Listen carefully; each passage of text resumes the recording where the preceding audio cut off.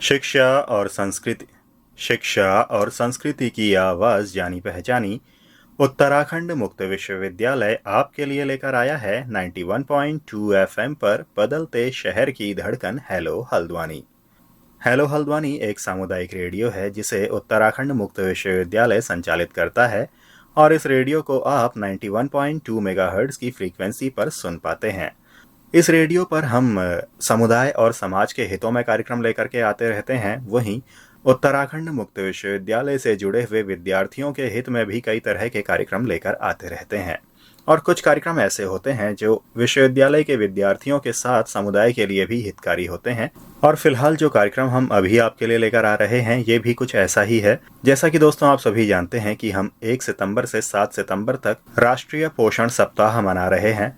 पूरे देश में पोषण को लेकर इस पूरे हफ्ते जागरूकता के कई तरह के कार्यक्रम और अभियान चलाए जा रहे हैं और उत्तराखंड मुक्त विश्वविद्यालय का गृह विज्ञान विभाग भी इसमें अपनी सक्रिय भागीदारी निभा रहा है।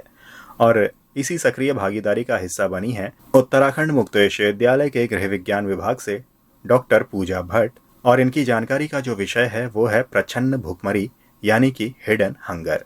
प्रच्छन्न भुखमरी क्या है और किस तरह से आप इस प्रच्छन्न भुखमरी से अपना और अपने परिवार का बचाव कर सकते हैं और एक स्वस्थ समाज और स्वस्थ राष्ट्र का निर्माण हम कर सकते हैं, इस बारे में इनकी ये पूरी जानकारी है। तो पेश है दोस्तों आपके लिए ये कार्यक्रम।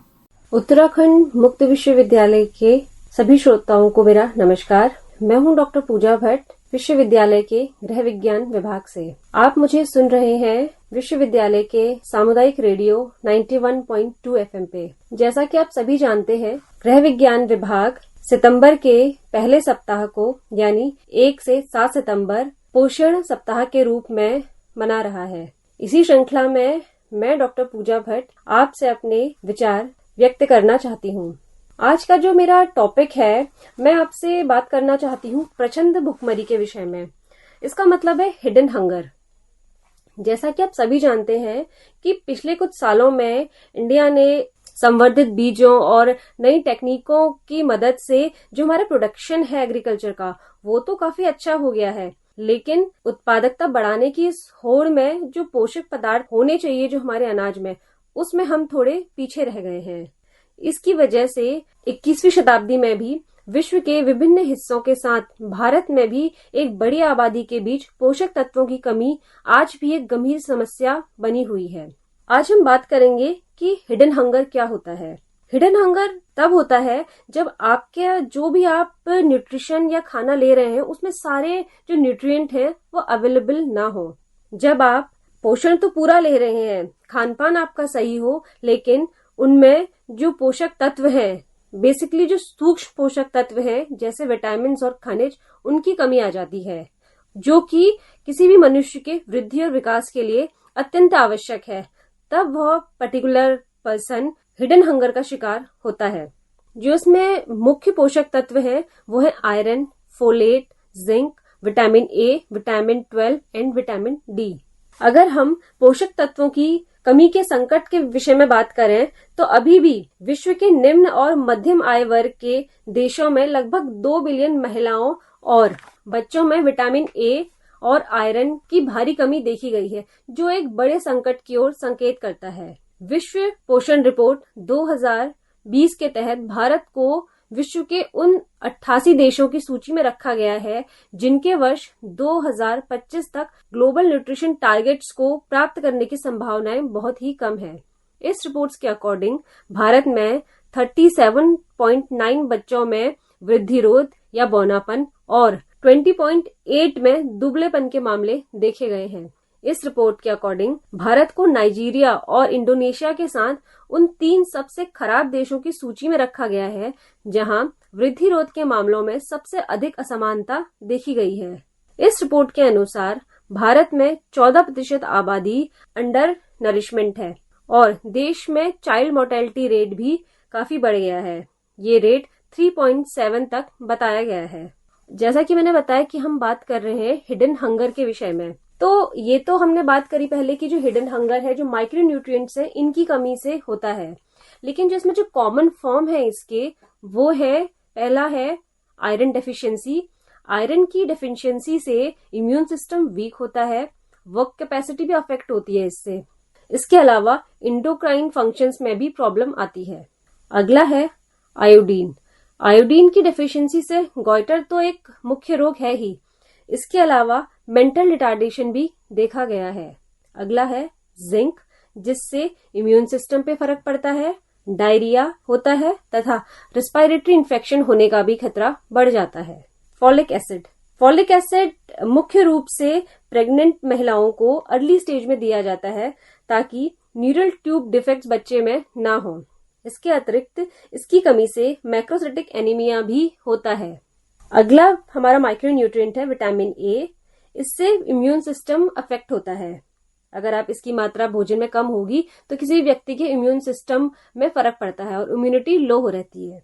इसके अतिरिक्त विटामिन ए की कमी से सेल डिफरेंशिएशन में भी फर्क पड़ता है। तो ये तो थे जो कॉमन फॉर्म है हिडन हंगर के, जिन भी न्यूट्रिएंट की वजह से मेनली हिडन हंगर पाया जाता है। अब हम बात करते हैं कि हिडन हंगर का चक्र क्या है। देखिए, सबसे पहले अगर हम किसी भी कंट्री के बारे में बात कर रहे हैं तो जो कंट्री का अगर इकोनॉमिक डेवलपमेंट सही नहीं है तो क्या होगा, वहां की जो हेल्थ और एजुकेशन सिस्टम है वो बहुत अच्छा नहीं होगा। अगर हेल्थ और एजुकेशन सिस्टम सही नहीं है तो अगर हम इसकी बात करते हैं इस पे इंडिविजुअल पे क्या फर्क पड़ेगा। उस वजह से अगर कोई भी कुपोषित माँ हो जाती है क्योंकि न्यूट्रिशन सही नहीं है, क्योंकि हेल्थ और एजुकेशन सिस्टम सही नहीं है, तो एक लेडी कुपोषित हो सकती है और कुपोषित माँ से कुपोषित बच्चा ही जन्म लेगा। लो वेट हो सकता है बच्चा। इसकी वजह से फिजिकल और मेंटल जो उसकी ग्रोथ होगी वो बहुत अच्छी नहीं होगी।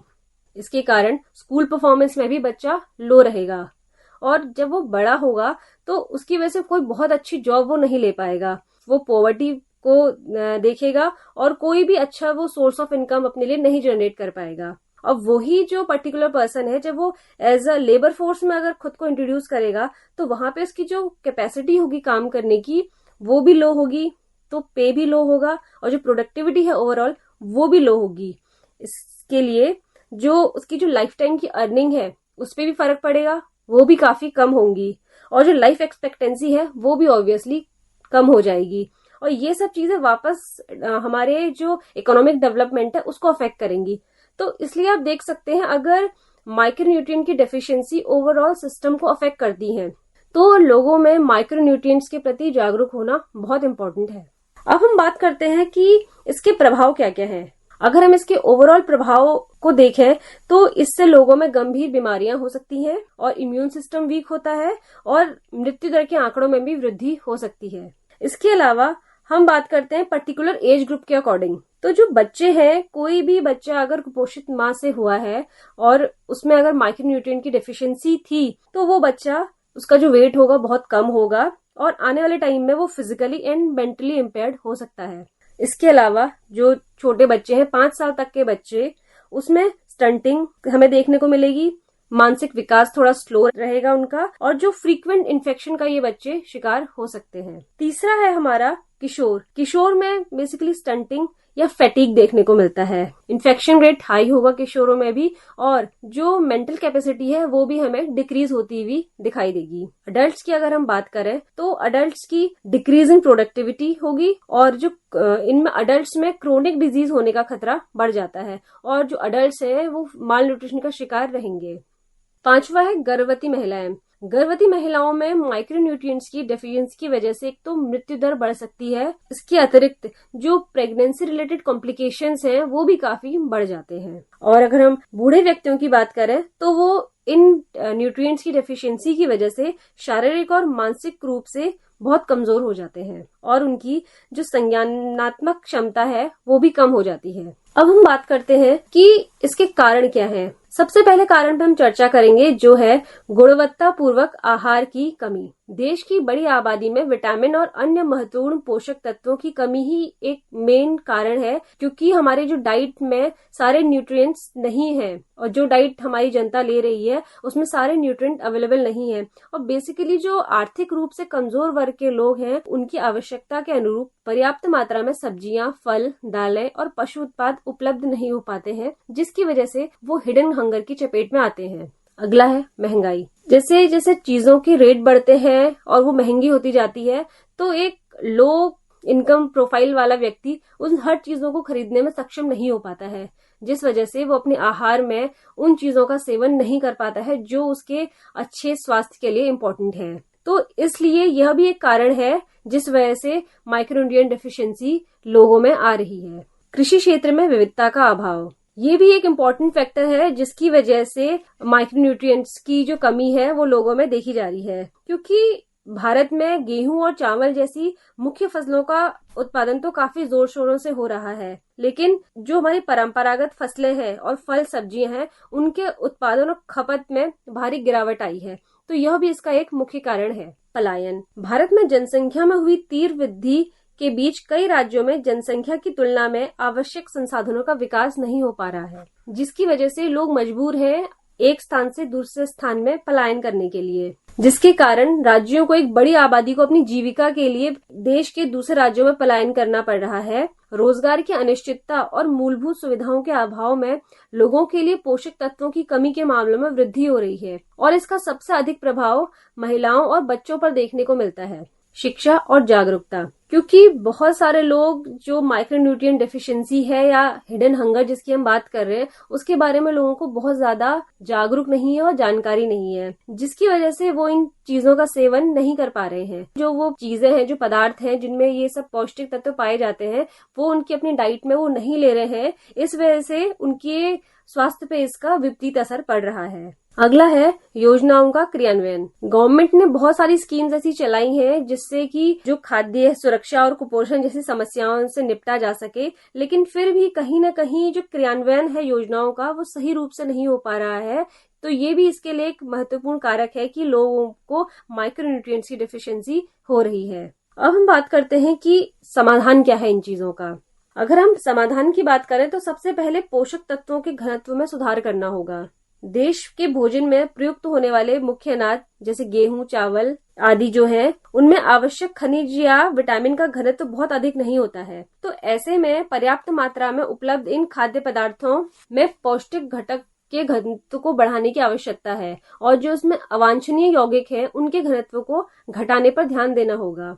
तो इसके लिए जो हम कर सकते हैं वो है फूड फोर्टिफिकेशन। फूड फोर्टिफिकेशन में क्या होता है कि खाद्य पदार्थों में सूक्ष्म पोषक तत्वों की कमी को दूर करने हेतु प्रयोग की जाने वाली लागत प्रभावी, टिकाऊ और वैज्ञानिक रूप से प्रमाणित खाद्य प्रसंस्करण की यह एक प्रक्रिया है। इसके तहत चावल, दूध, नमक, आटा आदि खाद्य पदार्थों में आवश्यक पोषक तत्वों की कमी को दूर करने के लिए इसमें पहले से उपलब्ध पोषक तत्व जैसे लोहा, iodine, zinc, vitamin A and D जैसे प्रमुख खनिज पदार्थों एवं विटामिन के स्तर में वृद्धि की जाती है। इसके अलावा सप्लीमेंटेशन का भी सहारा लिया जा सकता है। सप्लीमेंटेशन उन लोगों के लिए इम्पोर्टेंट है जो हाई रिस्क पे हो। इसके थ्रू न्यूट्रिएंट को पिल्स या सिरप के फॉर्म में डायरेक्टली लिया जाता है। बेसिकली प्रेग्नेंट लेडी के लिए ये ज्यादा इम्पोर्टेंट है। इसके बाद आता है उर्वरक का चुनाव। ये उर्वरक का सही चुनाव भी माइक्रोन्यूट्रिएंट्स की डेफिशिएंसी को दूर करने में एक इम्पोर्टेंट फैक्टर साबित हो सकता है। नाइट्रोजन युक्त उर्वरक प्रधान खाद्य पदार्थों में प्रोटीन, खनिज और विटामिन के घनत्व को बढ़ाते हैं।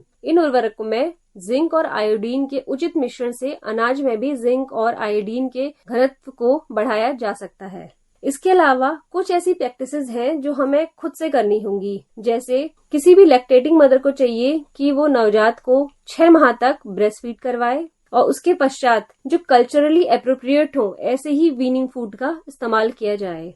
जो प्रिजर्वेशन की टेक्निक्स है उन पे थोड़ा हमें ध्यान देना होगा, जैसे सोलर ड्राइंग या कैनिंग टेक्निक है जो ड्राइंग की, उन्हें हमें अपने डेली रूटीन लाइफ में उनको अपनाना पड़ेगा।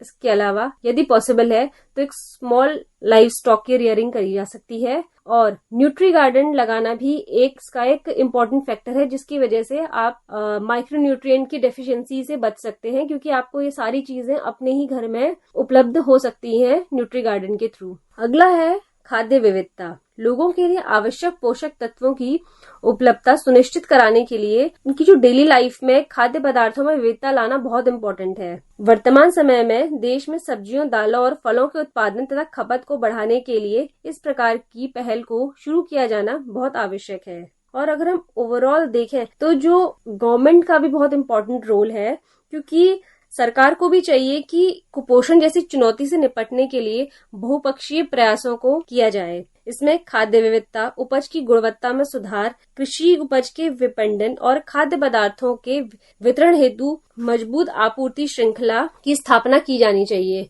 इसके अलावा शिशु और मातृत्व कल्याण योजनाओं का विकास भी होना चाहिए। इसके साथ ही साथ स्थानीय स्तर पर भी रोजगार के अवसरों के विकास, योजनाओं के क्रियान्वयन हेतु पंचायतों की भूमिका में सुधार करना होगा। जो लोग हैं उनमें भी स्वास्थ्य कार्यक्रमों के प्रति जागरूकता लानी होगी और कार्यक्षेत्र में महिलाओं की भागीदारी में वृद्धि पर भी विशेष ध्यान देना होगा, क्योंकि यदि महिलाएं अपने पोषण पे ध्यान देंगी तो जो आने वाली जनरेशन है वो भी अच्छी होंगी। इसके साथ ही मैं अपने आज के इस टॉपिक को विराम देती हूँ। मैं आशा करती हूँ कि सभी श्रोताओं को आज का ये मेरा टॉपिक उपयोगी लगा होगा। Thank you.